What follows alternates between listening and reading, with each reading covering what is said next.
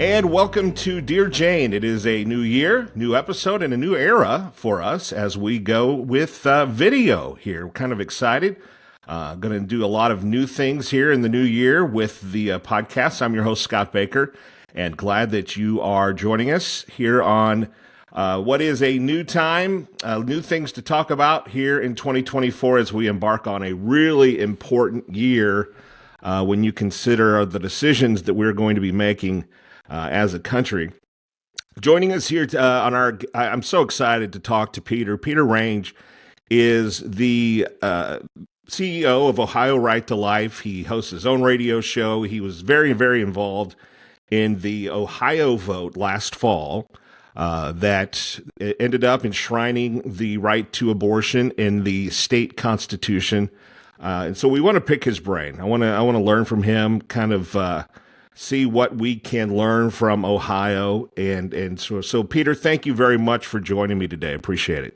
Scott, it's really great to be with you. Looking forward to the conversation.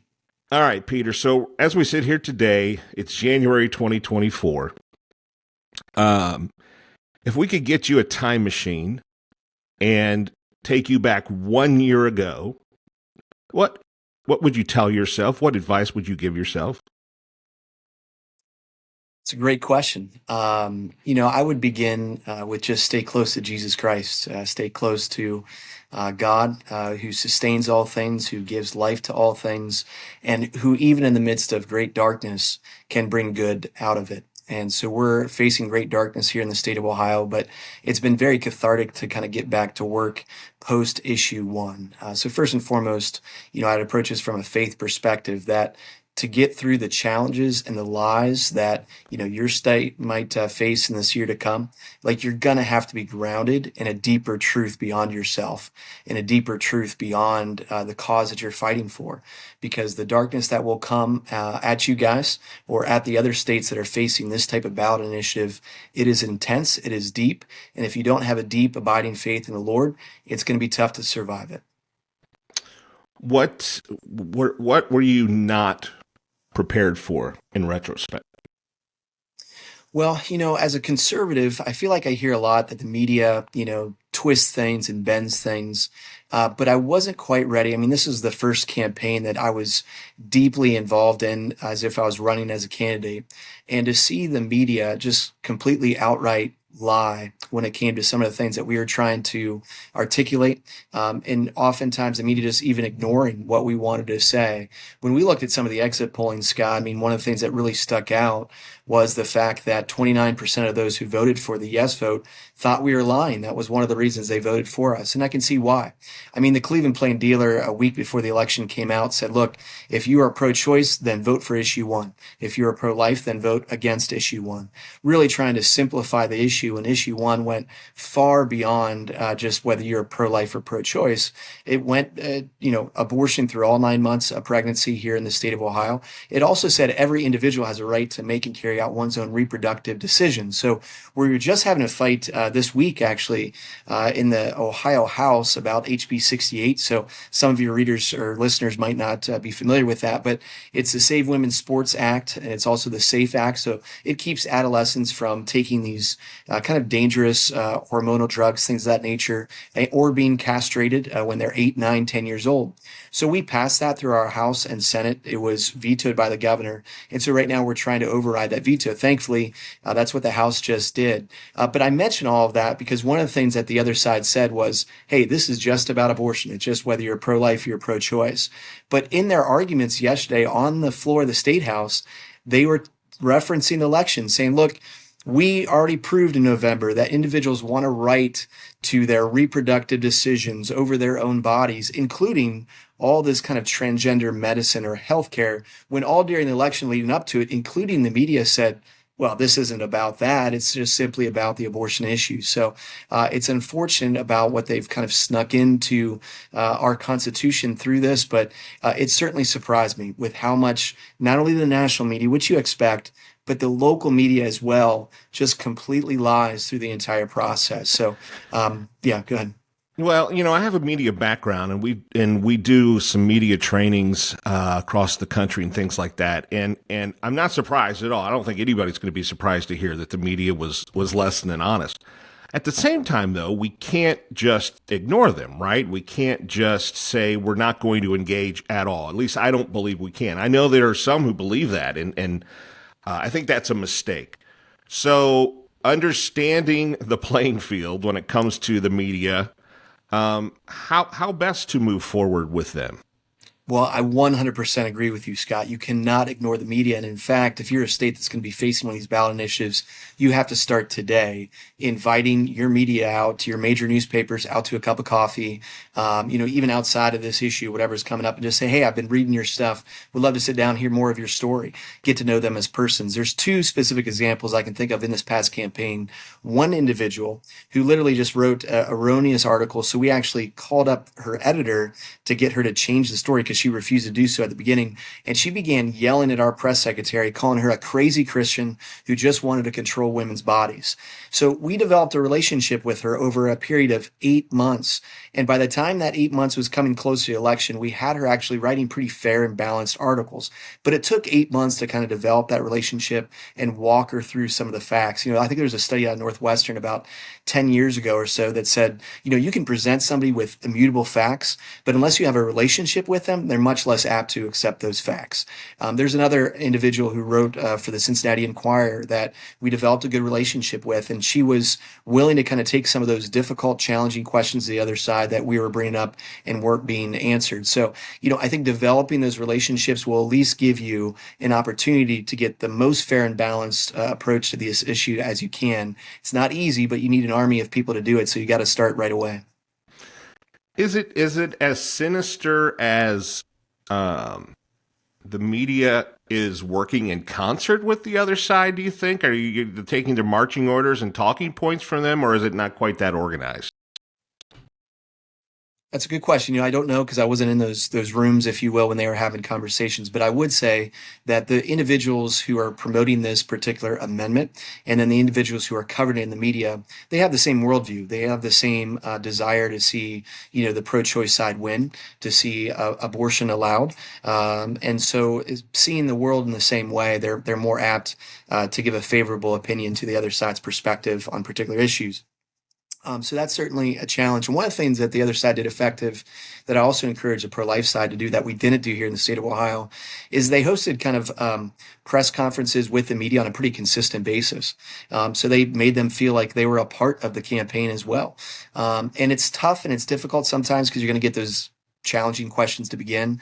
But I think it's important to kind of keep them in the loop and again, keep that relationship going so it's not coming out of the blue. When we say, hey, late-term abortions are happening here in the state of Ohio. And they'll say, well, no, they're not. And where do you find that? And so we have to show them, well, here's the Ohio Department of Health statistics that show you, over 300 abortions after 19 weeks. But again, that information is better received when you have that relationship with those individuals.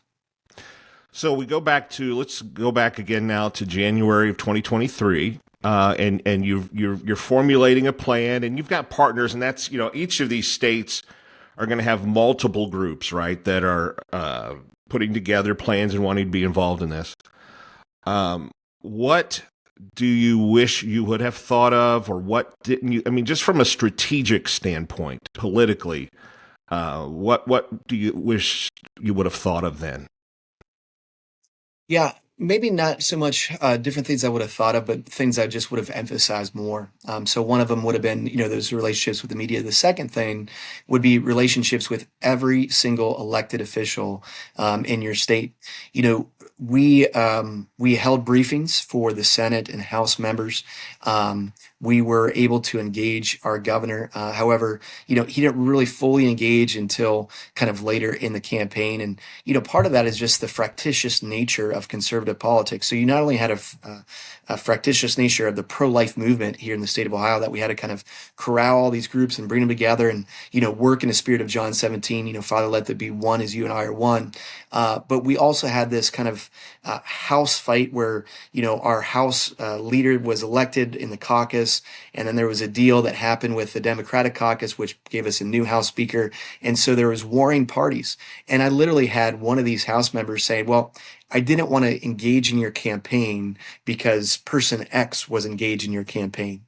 And, my response was, guys, this is about, stopping abortion through all 9 months of pregnancy. We can't get into this fractious politics. So, I would tell myself back then that just like I needed to reach out to the media on a more consistent basis, I need to reach out to every single House member. And again, this can't be all on one individual. It's got to be a team effort, but making sure you're building relationships with all the different fractions of the conservative movement so they're all using the platforms they have, their Twitter accounts or Facebook accounts, every public speech that they go out to, and they're talking about, issue one or prop one, whatever, the number will be in your particular state, because we try to create an echo chamber of individuals all saying the same things. We just weren't able to do that because people necessarily weren't on the same page.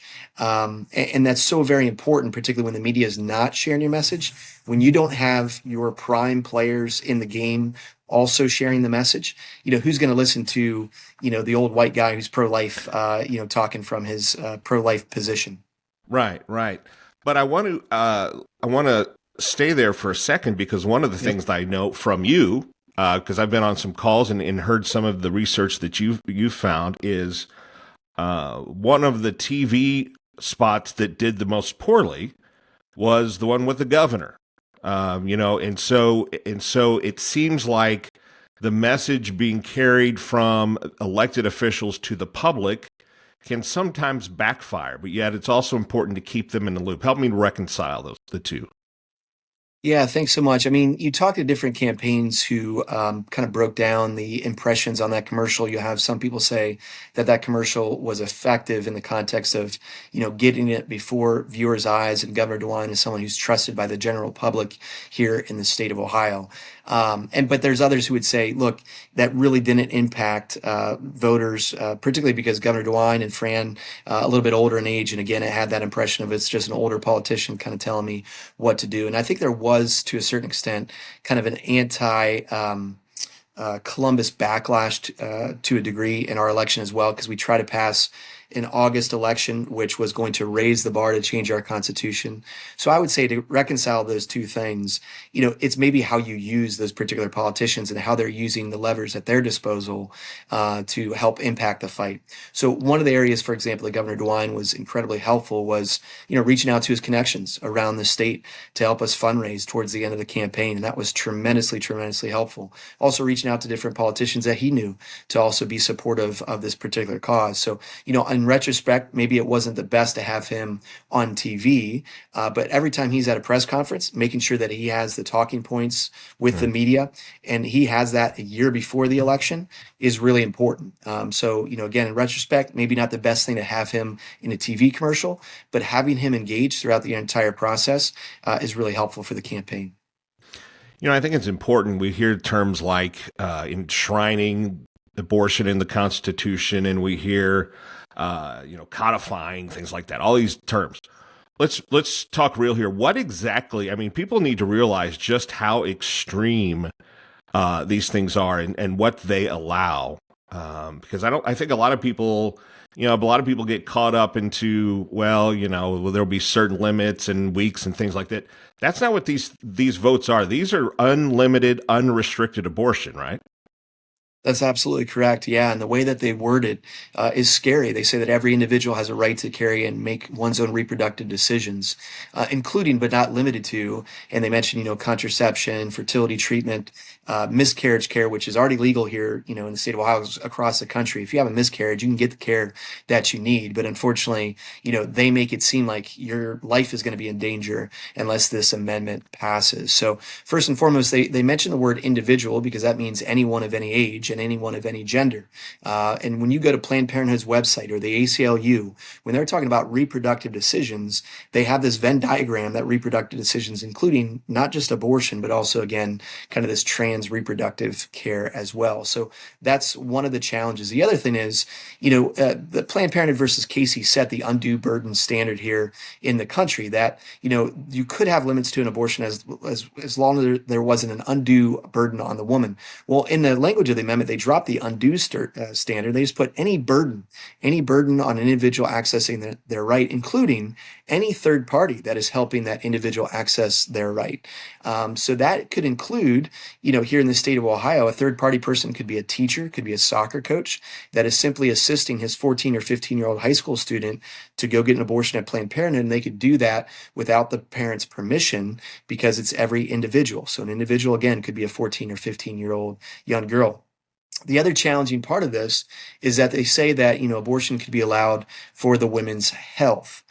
And we know in Doe v. Bolton, that's Roe's companion case, health includes all factors. That's emotional, psychological, financial, to the well-being of the mother, the woman's age even. So that really legalizes abortion again in the 7th, 8th, even 9th month of pregnancy if a woman is seeking an abortion. And we know that abortions, it's a misnomer to say that these late-term abortions are needed to save a woman's life. Why doesn't that, you can only guess, I know, but as you have looked at the data, things like that, why doesn't that resonate? So specifically, late-term abortion, why doesn't that resonate? Or you talked about parental consent. Why aren't people more bothered by that as nearly as you can tell? Yeah, that's a good question. I think both those things do resonate. I think when we talked to voters, overwhelmingly they were for parental rights. But again, part of the challenge there is when the media has said repeatedly in their articles as they're covering this that, well, this doesn't involve parental rights. Parental rights would still kind of remain in place, or there isn't late-term abortions in Ohio. I can't tell you how many reporters I spoke to that said, well, there's no late-term abortions here in Ohio. And I would show them literally the data from the Ohio Department of Health. And they, would just kind of scuff it off or say, well, we don't really know that, how is this late term? Well, the baby's fully formed, the baby could survive outside the womb. That's a late term abortion. So, part of it is just a believability factor that we struggle in the pro-life cause because of the pro-life brand. And I don't know how that's been so impacted other than outside of, the effective job that the left has done to a certain extent, even, now attacking pregnancy centers and calling them, institutions that are terrorizing women. We have an image problem in the movement, and how you get over that, I don't have the silver bullet for that. Yeah, and that was going to lead me into my sort of next phase of the conversation. If you take a step back from Ohio, the pro-life movement has been losing, whether it's Kentucky or Kansas. That's just the cold, hard reality is we have been losing. Why do you think that is? These are in some cases some red states, certainly purple. Why are we losing so far? Is it our messaging? Are we not saying the right thing? Are we not delivering it the right way? Is it that we're not getting our own people out? What's your best guess? Yeah, thank you. I think there's a couple factors to that. So first and foremost, I think the reality is we're facing 50 years of a warped conscience as a nation. We were told by the law, and the law is a teacher. The law taught us that, abortion is a good thing because it was legal. And so when people see something that's legal, they think, well, it must be good. And a lot of that goes back to kind of, it's Aristotelian or St. Thomas Aquinas. You have to look at, every civil law is based upon a natural law, and the natural law is ultimately based upon the divine law. So when you're having a conversation with somebody about, well, what should be civilly allowed or not, you're really talking about the nature of God at the end of the day and who you think God is. Now, outside of that longer conversation for another podcast, when you look at the way that our conscience has been formed over the past 50 years, we've said that abortion is a necessary evil. We need it in some way, shape, or form, maybe just for these extreme cases. So that's number one. Number two, talking about extremes, I think that's a big challenge for us, but it's also something that we can exploit or talk into. When given two extremes, either what is seen as the pro-life extreme or the pro-choice extreme, right now citizens of this nation are choosing the pro-choice extreme because they just want abortion there just in case of rape, just in case of incest, just in case of life of the mother. So when we try to paint the other side as extreme, which they absolutely are, abortion through all 9 months of pregnancy, people are still choosing that extreme rather than the other extreme. So for example, over 60% of Ohioans here in the state said that a really important factor for them voting for the yes cause was that we had a 6-week abortion ban here in the states when the heartbeat was detected that did not have exceptions for did not have exceptions for rape or incest. Now, I am a pro-life purist. I believe in every single life, no matter how that life is conceived, is deserving of the fundamental right to life. But I also have to be a realist too. Like that played a part in people's voting because when you did put exceptions into that legislation, we asked folks, well, what if there were those exceptions? The support goes from, high 20s to over 50% support for that type of legislation. So when that was passed here in the state of Ohio, it had overwhelmingly conservative support, but maybe not overwhelmingly support from the state of Ohio. So one is a warped conscience of 50 years. Two is the choosing of extremes. They choose the extremes of the pro-choice side. But then three, I don't think we can ignore, and there's some pro-lifers that want to say, well, this really doesn't matter. I don't see how in the realm of politics that this does not matter. But when the other side outspends you 2-1, I mean, they spent over $60 million here in the state of Ohio. We had roughly around $30 million, and some of that was, I would say, probably about $15 million was really invested into the August election to try to raise the threshold to 60%. So we really had $15 million to fight against issue one. For me, as a pro-lifer, that's a heck of a lot of money. But the reality is in these types of fights, it's just not going to cut it. Talking with Peter Range, who's the CEO of Ohio Right to Life, and he's got his own radio show as well, and just very active there in the state of Ohio. I think one of the things that you talked about really hit the nail on the head, and I think it's the biggest challenge facing our movement. And I'm with you, pro-life purists, every life matters, but there's also a political pragmatism that says, okay, what can be successful? And we are seemingly stuck in this endless tug of war within our movement. Where nobody wants to give an inch, and until we figure that out, I think one of the things you have to consider is the alternative, which is what we're seeing now in Ohio, and we're seeing in Minnesota and some of these other states. It's extreme as far as you could ever think it might be. I just think that that's something that we have to consider when we're having this debate is, we don't, you don't want to give any leeway, but boy, oh boy, the alternative is just scary.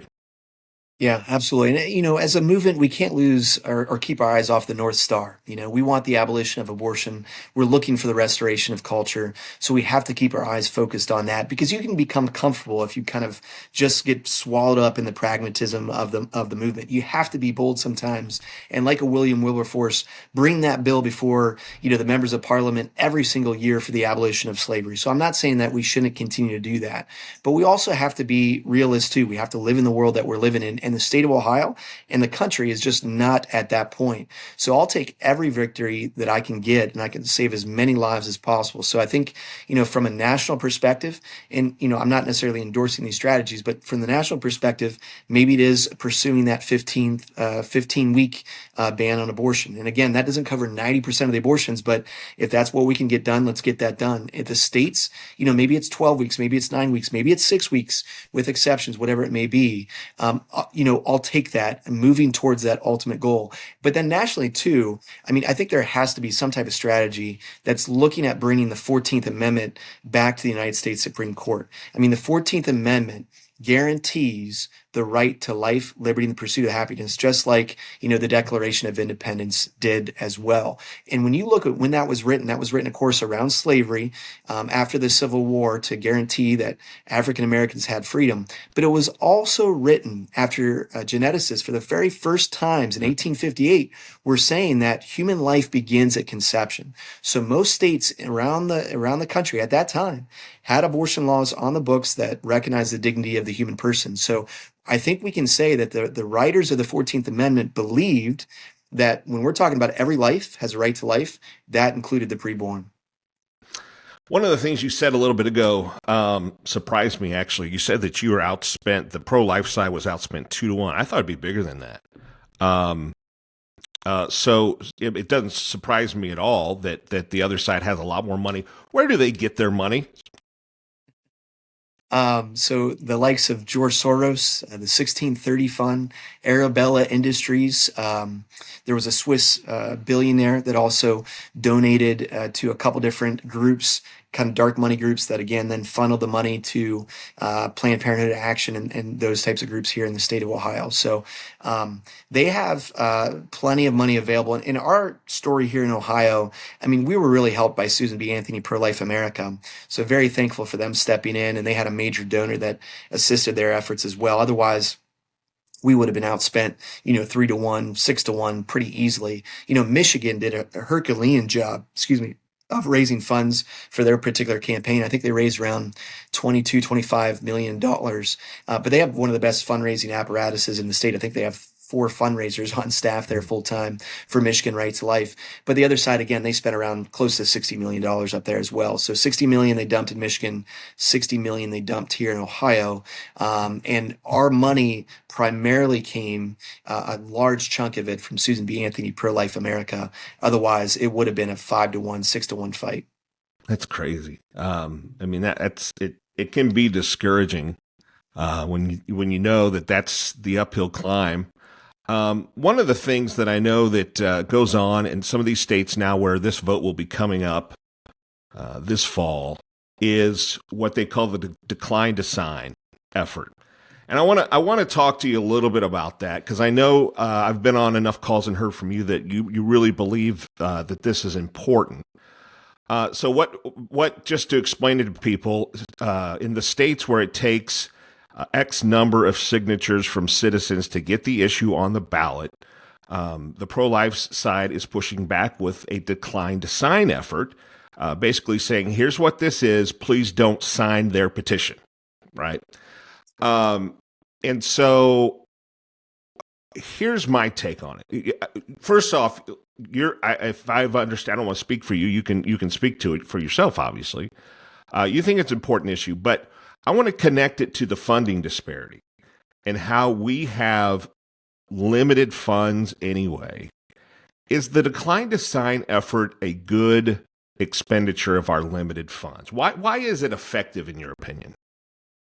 Yeah, I believe it is. And, going back to one of your earlier questions, maybe one thing I would have done differently is maybe invest more in the decline to sign campaign. And that is because, I mean, when we started this process and we knew that they were paying individuals, $15, $20 an hour to come into the state, because there's professional groups from around the country that come in and they gather signatures for these state groups to get on the ballot to start with. So we had people from California, Nevada, Michigan coming into the state. And when they're getting signatures, we have them on camera saying, oh, this just allows abortion up through 12 weeks, or this just allows through 15, like just basically lying to the voters right there.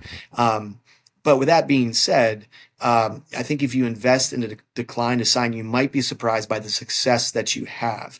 And so maybe that is working with a group that fights against these individuals coming in and signing on a more professional basis.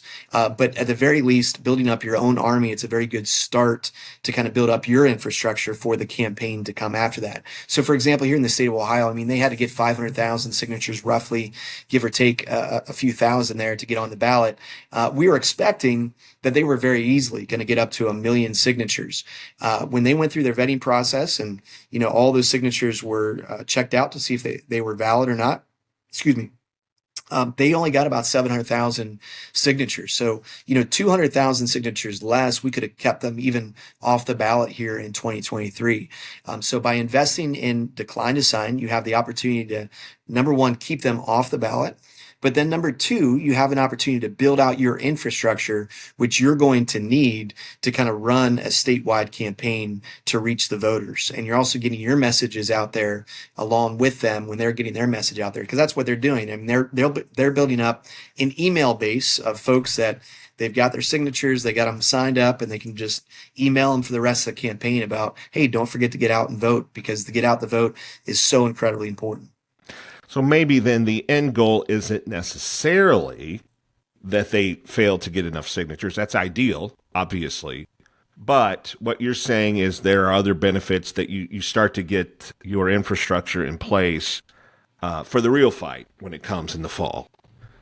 That's right. And you run a Bernie Sanders campaign when it comes to fundraising. You get more people donating or chipping in at $25, $30. That does add up. And very thankful that when I went around and talked around the state of Ohio, I mean, some grandmas and grandpas were given $25, and then some came up and they would give you $4,000, and then some people would drop on $20,000. And all of that money is just so crucial when you're trying to combat the lies of the left in these campaigns. So, we are in an uphill battle. It's a David versus Goliath fight, but it's a fight that we have to enter into. We can't abdicate our responsibility to fight for the preborn. And the Lord is maybe trying to wake up the nation, and maybe Missouri or maybe another state is going to create the blueprint with how to defeat these things. But we must try. It is absolutely our duty to. In order to win these campaigns, we need strategic partners who know how to effectively communicate on the life issue. And that's what our friends at Cogency Strategic specialize in, is winning your campaign for life.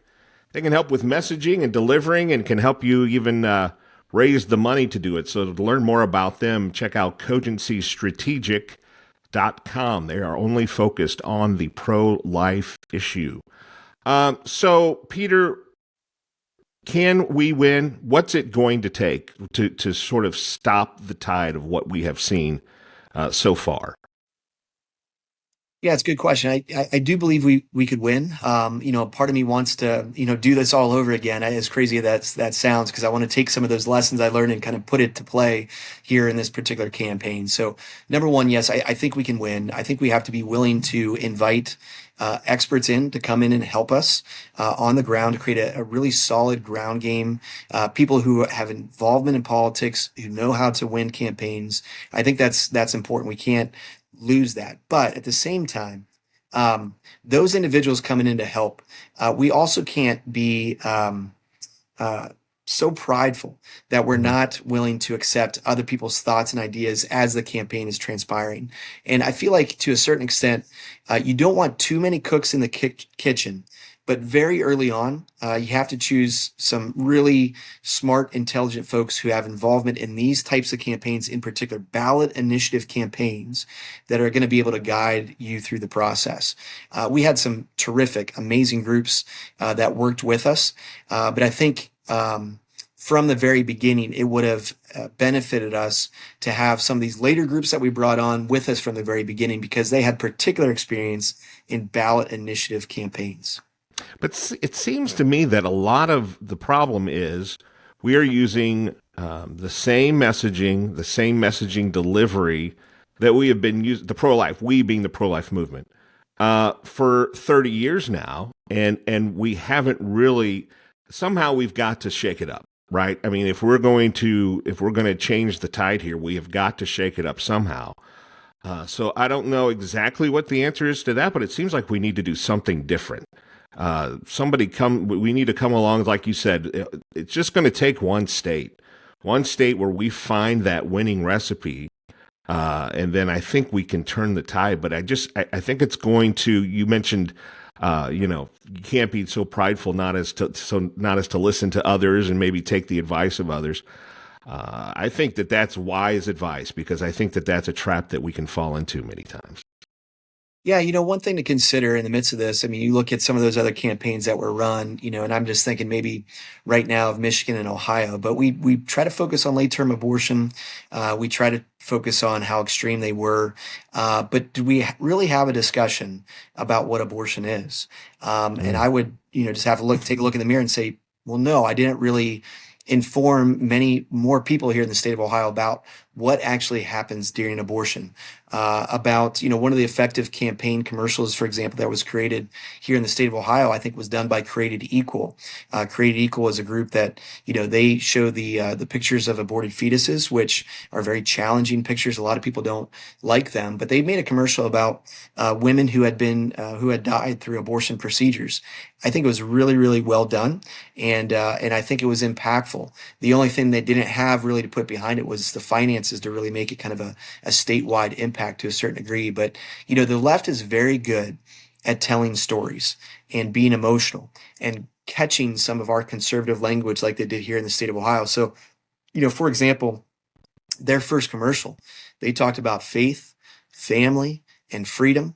They had a picture of the Divine Mercy image of Jesus in the background, an individual praying.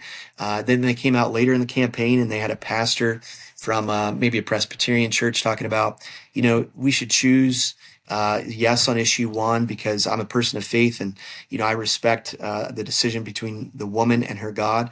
There's a lot of people, and I think in our campaign too, that we kind of said, hey, well, let's not talk about faith. Let's kind of keep that out of there. If we remove ourselves from that space, that'll be filled by the other side. And it certainly was here in the state of Ohio. They appealed to faith, family, and freedom and took our conservative talking points and ran with it. You just gave some advice that I have given other people before. If you leave the blank to fill in, the other side will fill it in for you. However, I'm here in Missouri, and I can, you can hear this in many different states about the other side saying, well, keep your religion off my body. They want to make this a religious fight. Actually, we know it's a faith fight, but they want to make this vote about religion. Keep your religion off my body. And I think that might resonate with some in the middle. Some people who might be in the middle, I don't want don't impose your religion on me. How do we strike that balance of doing what you're talking about, but also not falling into their trap of making this about forcing religion down their throat? Well, 2 more things maybe to consider then, and it's great question, great comment.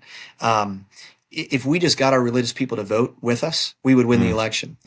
52% of Catholics voted for issue 1, 45% of evangelicals voted for issue 1 here in the state of Ohio. So if we get our people who are in church, hearing a message of life and why they need to vote against these ballot initiatives, and we just got the majority of those folks, we could win these elections. So first and foremost, if we make it about that and we get our people to the polls, it'll win.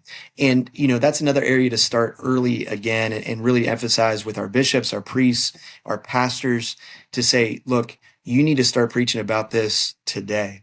Not a month before the election, not 2 months before the election, and not just one time.